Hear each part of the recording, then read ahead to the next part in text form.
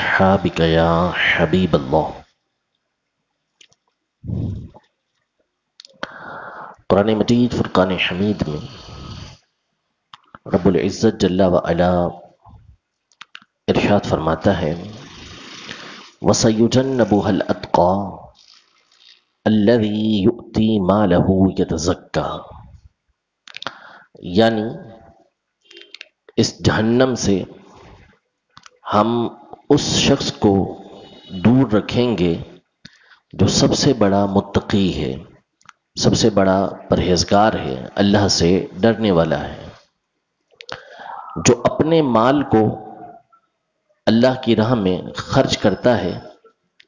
تاکہ اس کے ذریعے پاکیزگی حاصل کرے، ستھرا ہو۔ وَمَا لِأَحَدٍ عِندَهُ مِن نِعْمَةٍ تُجْزَى، اس کا یہ مال خرچ کرنا، اللہ کی راہ میں دینا، اس لیے نہیں ہے کہ اس پر کسی نے نعمت کی بھی ہو جس کا بدلہ چکایا جائے، یعنی کسی نے نعمت کی ہے، کسی نے انعام کیا ہے، کسی نے احسان کیا ہوا ہے، تو اس کا احسان چکانے کے لیے، بدلہ اتارنے کے لیے وہ خرچ کرتا ہو، ایسا نہیں ہے۔ پھر فرمایا وَمَا لِأَحَدٍ عِندَهُ مِن نِعْمَةٍ تُجْزَى إِلَّا ابْتِغَاءَ وَجْهِ رَبِّهِ الْأَعْلَى، اس سب سے بڑے متقی کا جو اللہ کی راہ میں خرچ کرنا ہے یہ اس لیے ہے کہ وہ اپنے رب اعلیٰ یعنی اللہ عز و جل کی رضا تلاش کرتا ہے، یعنی رضا کا طالب ہے، رضا کا خواہش مند ہے، رضا چاہتا ہے اللہ تبارک و تعالیٰ کی، اس لیے اس کی راہ میں مال خرچ کرتا ہے۔ وَلَسَوْفَ يَرْضَى، اور اس کا رب ضرور ان سے عنقریب راضی ہوگا۔ یہ کچھ آیتیں ہیں جس کا مفہوم اور ترجمہ میں نے آپ کے سامنے ذکر کیا کہ اللہ تعالیٰ نے سورہ واللیل میں پہلے جہنم کا تذکرہ کیا کہ جہنم کے اندر کون لوگ داخل ہوں گے، پھر اس کے بعد یہ ارشاد فرمایا کہ اتقا، جس کا مطلب ہوتا ہے کہ دوسروں کے مقابلے میں اللہ سے زیادہ ڈرنے والا، پرہیزگاری اختیار کرنے والا، نیکوکار، کہ یہ جو بڑا متقی ہے اس کو ہم اس جہنم سے دور رکھیں گے۔ مفسرین نے واضح طور پر لکھا ہے کہ یہ جو چند آیتیں ہیں سورہ واللیل کی، یہ سیدنا ابو بکر صدیق رضی اللہ تعالی عنہ کے لیے نازل ہوئی ہیں، یعنی ان کے بارے میں نازل ہوئی ہیں کہ جب وہ اپنا مال اللہ عز و جل کی راہ میں خرچ کرتے تھے اور غلام، کمزور غلام، ان کو لے کر اللہ کی راہ میں آزاد کر دیا کرتے تھے، کفار سے ان کی جان چھڑایا کرتے تھے، اپنا مال اللہ تبارک و تعالیٰ اور اس کے رسول کی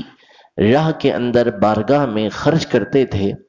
تو اس وقت لوگ ان سے کہا کرتے ہیں، آپ کے والد تک نے آپ سے کہا کہ یہ آپ کس انداز میں خرچ کرتے ہیں کہ کمزور غلام خرید کے اللہ کی راہ کے اندر آپ آزاد کر دیتے ہیں، کوئی مضبوط غلام لیں، ان کو اپنے کام میں لے کر آئیں تو ٹھیک ہے۔ تو آپ نے فرمایا کہ یہ کام میں کسی اور کے لیے نہیں، صرف اپنے رب کو راضی کرنے کے لیے کرتا ہوں۔ اللہ تبارک و تعالیٰ نے یہ آیت نازل فرمائی کہ یہ جو سب سے بڑھ کر ڈرنے والا ہے، پرہیزگار ہے، اس کو ہم جہنم سے دور رکھیں گے، اور خود آپ کے صدق پر، آپ کے اخلاص پر، آپ کی وفا پر اللہ تبارک و تعالیٰ نے مہر لگائی کہ یہ جو صدیق اکبر ہیں، اللہ کی راہ میں سب سے زیادہ ڈرنے والے اللہ تبارک و تعالیٰ سے، یہ وہ ہیں کہ جو اپنا مال واقعی اللہ کی راہ میں اس لیے خرچ کرتے ہیں کہ اس کے ذریعے اللہ کی رضا حاصل کریں۔ یعنی ایک بندہ ہے وہ اپنی طرف سے کہتا ہے کہ میں اللہ کی راہ کے اندر اس لیے خرچ کرتا ہوں کہ اللہ مجھ سے راضی ہو، وہ اپنی نیت بیان کرے، اپنا اخلاص بیان کرے، یہ ایک جدا گانا چیز ہے، یا کسی کے سامنے بیان نہیں کرتا لیکن دل میں وہ یہی سمجھتا ہے کہ میں یہ اللہ کی راہ کے اندر خرچ کر رہا ہوں، یا نیت کرتا ہے کہ میں اللہ کی راہ کے اندر خرچ کر رہا ہوں، تو یہ اپنی جگہ پر ہے، لیکن اللہ تبارک و تعالیٰ جس کے اخلاص کے اوپر مہر لگائے تو اس کی کیا بات ہے۔ وَلَسَوْفَ يَرْضَى، یہ کیسا مژدہ ہے، کیسی خوشخبری ہے سیدنا صدیق اکبر رضی اللہ تعالی عنہ کے لیے کہ ان کا رب عز و جل ان سے فرماتا ہے کہ وہ ان سے راضی ہوگا، ان سے خوش ہوگا، کہ صدیق اکبر رضی اللہ تعالی عنہ کی ذات گرامی وہ ذات ہے۔ چند مخصوص افراد ہیں کہ جن کا تذکرہ باقاعدہ حدیثوں کے اندر ملتا ہے کہ اللہ تبارک و تعالی نے ان کو سلام کہا، یعنی ویسے اللہ کی سلامتی کی دعا ہم سب کے لیے کرتے ہیں کہ وَسَلَامٌ عَلَىٰ عِبَادِ اللَّهِ الصَّالِحِينَ، کہ اللہ کے تمام نیک بندوں پر، صالحین پر سلامتی ہو، لیکن چند خوش نصیب وہ ہیں کہ جن کو خود اللہ تبارک و تعالی نے سلام بھجوایا، سلام کہا، جیسے سیدہ خدیجۃ الکبریٰ رضی اللہ تعالی عنہا ایک مرتبہ نبی کریم صلی اللہ علیہ وسلم کی بارگاہ میں حاضر ہو رہی تھی، تو جبریل امین علیہ الصلوۃ والسلام یہ تشریف فرما تھے، حاضر تھے حضور علیہ الصلوۃ والسلام کی بارگاہ میں، تو آپ کی بارگاہ میں عرض کی حضور علیہ الصلوۃ والسلام کی کہ یہ حضرت خدیجہ آ رہی ہیں، ان کو ایک تو جنت کے اندر اس محل کی خوشخبری دیجئے کہ جس میں نہ تو کوئی ٹوٹ پھوٹ ہے، پورا بنا ہوا ہے، موتیوں کا بنا ہوا ہے، اور نہ ہی اس میں کوئی شور شرابہ ہے، اس میں کوئی شور شرابہ نہیں ہے، ان کو اس محل کی خوشخبری دیں، اس محل میں شور شرابہ نہیں۔ کیوں؟ اس کی وجہ شارحین حدیث بیان کرتے ہیں کہ سیدہ خدیجہ رضی اللہ تعالی عنہا نے حضور علیہ الصلوۃ والسلام کے لیے سکون کا ماحول پیدا کیا، سکون کا سامان مہیا کیا، تو اللہ تبارک و تعالی نے بھی ان کو پرسکون محل کی بشارت دی۔ اور اللہ تبارک جبریل امین علیہ الصلوۃ والسلام نے حضور علیہ الصلوۃ والسلام کی بارگاہ میں عرض کی کہ یہ سیدہ خدیجہ آ رہی ہیں، ان کو میرا بھی سلام کہیں اور ان کو اللہ تبارک و تعالی بھی سلام ارشاد فرماتا ہے۔ تو سیدہ خدیجہ رضی اللہ تعالی عنہا کو نبی کریم صلی اللہ تعالی علیہ وآلہ وسلم نے اللہ تبارک و تعالی کا سلام پیش کیا، تو سیدہ خدیجہ رضی اللہ تعالی عنہا نے حضور علیہ الصلوۃ والسلام سے یہ عرض کی کہ وعلیک السلام وعلی جبریل، کہ آپ پر بھی سلامتی ہو اور جبریل پر بھی سلامتی ہو، اور اللہ تبارک و تعالیٰ کے بارگاہ میں کے بارے میں عرض کی کہ اللہ هو السلام، کہ اللہ کو تو کوئی سلام کر ہی نہیں سکتا، اس لیے کہ سلامتی کا مطلب ہوتا ہے، سلام کا مطلب ہوتا ہے کسی کے اوپر سلامتی ہونا، تو اللہ تبارک و تعالیٰ کے تو یہ تصور نہیں ہو سکتا۔ تو سیدہ خدیجہ رضی اللہ تعالی عنہا کی ذہانت اس وقت بھی ایسی ہی تھی، تو کہا کہ آپ پر بھی سلامتی ہو یعنی اللہ کی، اور جبریل پر بھی سلامتی ہو یعنی اللہ کی، اور اللہ ہی سلام ہے اور اسی کی طرف سے سلامتی ہوتی ہے۔ تو سیدہ خدیجہ کبریٰ رضی اللہ تعالی عنہا، ان کے لیے اللہ تبارک و تعالیٰ کی طرف سے سلام آیا، اور حضرت ابو بکر صدیق رضی اللہ تعالی عنہ کے لیے کہ بارگاہ رسالت میں حاضر ہوتے ہیں، اللہ تبارک و تعالیٰ کی طرف سے جبریل امین حاضر خدمت ہوتے ہیں اور عرض کرتے ہیں یا رسول اللہ، ابو بکر کو اللہ تبارک و تعالی سلام ارشاد فرماتا ہے، اور ارشاد فرماتا ہے کہ ابو بکر سے اللہ تبارک و تعالی راضی ہے، کیا ابو بکر بھی اللہ سے راضی ہیں؟ ظاہر ہے کہ اس بات کا تو کوئی تصور ہی نہیں ہے کہ صدیق اکبر رضی اللہ تعالی عنہ اللہ سے راضی نہ ہو۔ یہ صرف ان کی محبت کہ جو اللہ تبارک و تعالیٰ کو ان سے تھی، ہے اور رہے گی، اللہ تعالیٰ زمانے سے پاک ہے، اس کے کام زمانے سے پاک ہیں، اللہ تبارک و تعالیٰ کی محبت جو صدیق اکبر رضی اللہ تعالی عنہ سے ہے اس کو بیان کرنا تھا، ورنہ صدیق اکبر کے بارے میں تصور ہی کیسے ہو سکتا ہے کہ وہ اللہ سے محبت نہ رکھتے ہوں۔ قرآن پاک ارشاد فرماتا ہے والذین آمنوا اشد حبا للہ، کہ جو ایمان والے ہیں وہ سب سے بڑھ کر محبت ہی اللہ سے کرتے ہیں، اور سب سے قوی اور مضبوط ایمان سیدنا صدیق اکبر رضی اللہ تعالی عنہ کا ہے کہ ساری امت کو ایک پلڑے میں رکھا گیا، اور حضرت ابو بکر رضی اللہ تعالی عنہ کو ایک پلڑے میں رکھا گیا، یعنی ان کے ایمان کو، تو سیدنا ابو بکر صدیق رضی اللہ تعالی عنہ پوری امت پر بھاری ہو گئے۔ یہ حدیث پاک کے اندر موجود ہے۔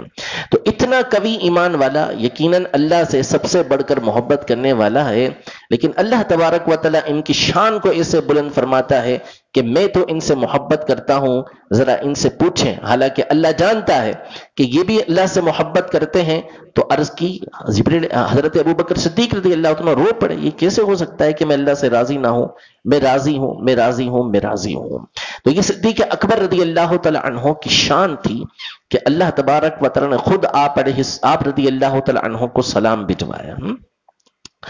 صدیق اکبر رضی اللہ تعالی عنہ ایک مرتبہ، بخاری شریف کے حدیث مبارکہ ہے کہ ایک مرتبہ نبی کریم صلی اللہ علیہ وسلم کی بارگاہ میں حاضر تھے. حضور علیہ الصلوۃ والسلام نے ارشاد فرمایا کہ جو شخص بھی اللہ کی راہ کے اندر کوئی چیز بھی جوڑا خرچ کرتا ہے، یعنی کپڑے کے 2 جوڑے، چپل کے 2 جوڑے، مال کے کوئی 2 حصے، 2 نوٹ، 2 سکے، یہ اللہ کی راہ کے اندر خرچ کرتا ہے. من انفق زوجین فی سبیل اللہ، کہ جو اللہ کی راہ کے اندر اس کو خرچ کرتا ہے، دعی الی باب الجنہ، اس کو جنت کے دروازے کی طرف بلایا جائے گا. اور جو شخص اہل جہاد میں سے ہوگا تو اس کو جہاد والے دروازے سے بلایا جائے گا. جو شخص روزہ رکھنے والا ہوگا تو اس کو باب الریان سے بلایا جائے گا. مختلف باتیں حضور علیہ الصلوۃ والسلام نے ذکر فرمائی. تو سیدنا ابو بکر صدیق رضی اللہ تعالی عنہ نے بارگاہ رسالت میں عرض کیا، رسول اللہ، یہ بات تو اپنی جگہ ٹھیک ہے کہ کسی شخص کو اس دروازے سے بلایا جائے گا، اس دروازے سے بلایا جائے گا، اس میں کوئی ضرر نہیں، یعنی اصل مقصد جنت کے اندر داخل ہونا ہے. اب چاہے باب الریان سے داخل ہو، چاہے وہ جہاد والے باب سے داخل ہو، چاہے وہ نماز والے باب سے داخل ہو، کسی اور دروازے سے داخل ہو، اصل مقصد داخل ہونا ہے. تو کسی بھی دروازے سے داخل ہو جائے. البتہ یہ ارشاد فرمائیں کہ کیا کوئی ایسی شخصیت ہوگی کہ جس کو جنت کے ہر دروازے سے بلایا جائے، جس کی شان ایسی ہو کہ جنت کے ہر دروازے والے یہ چاہتے ہوں کہ یہ اس دروازے سے اندر داخل ہو. یعنی کوئی شخص کسی جگہ پر جاتا ہے، کسی محفل کے اندر، کسی مجلس کے اندر جاتا ہے جس میں جانے کے راستے مختلف ہیں اور ہر دروازے پہ بڑے بڑے لوگ کھڑے ہوئے ہیں، بڑے بڑے سیٹ کھڑے ہوئے ہیں، بڑے بڑے وزیر کھڑے ہوئے ہیں. وہ پہنچتا ہے اور اس کو کہتے ہیں کہ بھائی ادھر سے آؤ، ادھر سے آؤ، ادھر سے آؤ. تو لوگ اس کی طرف متوجہ ہو جائیں گے کہ کون ہے بھائی، ہر کوئی اس کو بلا رہا ہے، ہر کوئی اس کو دیکھ رہا ہے. تو معظم فرشتے، اللہ کے مکرم فرشتے، جن کے بارے میں خود اللہ فرماتا ہے کہ وہ عزت والے بندے ہیں، وہ فرشتے جنت کے دروازے پر کھڑے ہوں گے اور لوگوں کو بلا رہے ہوں گے. تو صدیق اکبر رضی اللہ تعالی عنہ نے عرض کی کہ یہ ارشاد فرمائیں کہ کیا کوئی ایسی شخصیت ہوگی کہ جس کو جنت کے ہر دروازے سے بلایا جائے تاکہ اس کی شان ظاہر ہو. تو نبی کریم صلی اللہ علیہ وسلم نے فرمایا نعم، ہاں ایسا ہوگا. وَأَرْجُو أَنْتَ مِنْهُمْ، اور مجھے امید ہے کہ تم انہی میں سے ہوگے. یعنی آپ کو جنت کے ہر دروازے سے یہ بلایا جائے گا. تو صدیق اکبر رضی اللہ تعالی عنہ اللہ تبارک و تعالیٰ کے مقرب بندے. خود اللہ تبارک و تعالیٰ نے آپ کی شان بیان کی کہ اتقا، آپ اللہ کی بارگاہ میں یعنی مخلوق میں انبیاء کرام علیہم السلام کے بعد سب سے بڑھ کر اللہ سے ڈرنے والے ہیں. اور انسانوں کے اندر انبیاء کرام علیہم السلام کے بعد یہ اجماعی مسئلہ ہے، اس پر اجماع ہے کہ نبی کریم صلی اللہ تعالی علیہ وسلم اور انبیاء کرام کے بعد اور رسول ملائکہ، وہ ملائکہ جو رسول بنا کر بھیجے گئے اور جن کو رسول بنایا گیا، ان کے علاوہ تمام لوگوں سے افضل سیدنا ابو بکر صدیق رضی اللہ تعالی عنہ. یہ اجماعی مسئلہ ہے، جو اس کی مخالفت کرے وہ سنی نہیں ہے، اہل سنت سے تعلق ہی نہیں رکھتا، وہ خارج ہو جائے گا اہل سنت سے. تو صدیق اکبر رضی اللہ تعالی عنہ، ان کا یہ مقام و مرتبہ اللہ تبارک و تعالی نے بلند فرمایا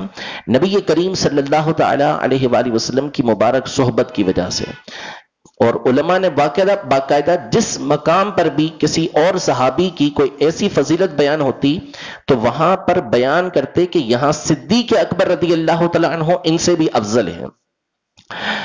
سیدنا ابن عمر رضی اللہ تعالی عنہما یہ ارشاد فرماتے ہیں کہ کننا،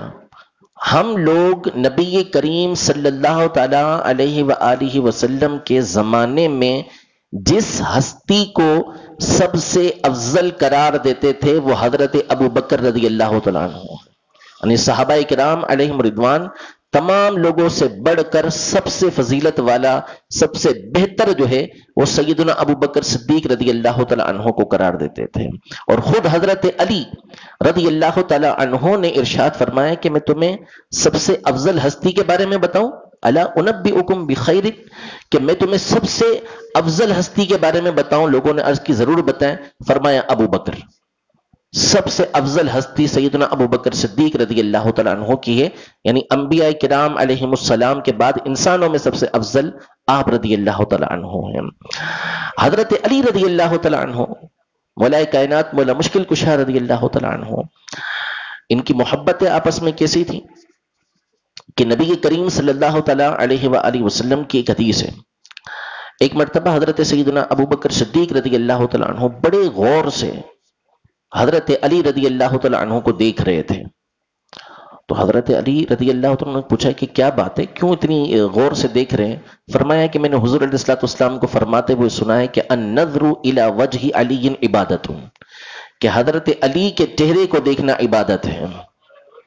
یہ ایک دوسرے کی فضیلتیں اس طرح بیان کیا کرتے تھے، ایک دوسرے سے محبت اس طرح کیا کرتے تھے۔ حضرت علی رضی اللہ تعالیٰ عنہ فرماتے ہیں کہ جو شخص بھی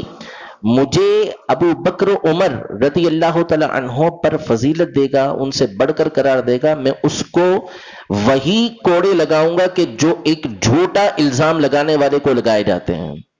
کہ اگر کوئی مجھے حضرت ابو بکر صدیق اور حضرت عمر رضی اللہ تعالیٰ عنہ سے افضل قرار دے۔ تو امت کا ہمیشہ سے یہ معمول رہا، حضور علیہ الصلوۃ والسلام کی خود ایک حدیث مبارکہ ہے کہ سورج جتنے بھی افراد پر طلوع ہوا، یعنی انبیاء کرام علیہ السلام کے بعد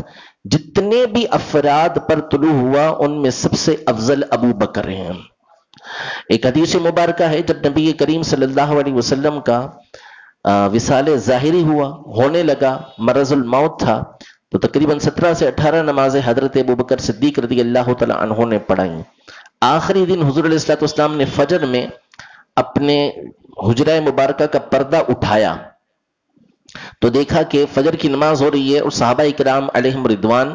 یہ حضرت ابو بکر رضی اللہ تعالی عنہ کے پیچھے نماز پڑھ رہے ہیں۔ حضور علیہ الصلوۃ والسلام کا چہرہ مبارکہ قرآن کے صفحے کی طرح چمکنے لگا۔ اس کی ایک وجہ علماء نے یہ بیان کی ہے کہ حضور علیہ الصلوۃ والسلام صحابہ کرام علیہم رضوان کو حضرت ابو بکر صدیق رضی اللہ تعالی عنہ کی امامت میں دیکھ کر خوش ہوئے کہ تمام کے تمام ان کے پیچھے مجتمع ہو گئے، اور بعد میں جب حضرت ابو بکر صدیق رضی اللہ تعالی عنہ کو خلیفہ بنایا گیا تو حضرت علی رضی اللہ تعالی عنہ نے یہی دلیل پیش کی کہ جس کی دین کے حوالے سے امامت پر ہم راضی ہوئے، دنیا کے حوالے سے بھی ہم اس کی امامت پر راضی ہیں، ان کے خلیفہ ہونے پر راضی ہیں۔ اللہ تبارک و تعالی ہم سب کو تمام صحابہ کرام علیہم رضوان کا ادب و احترام اور ان کی محبت نصیب فرمائے، عقیدہ اہل سنت پر، مسلک اعلی حضرت پر قائم و دائم رہنے کی توفیق عطا فرمائے، آمین بجاہ النبی الامین صلی اللہ تعالی علیہ وآلہ وسلم۔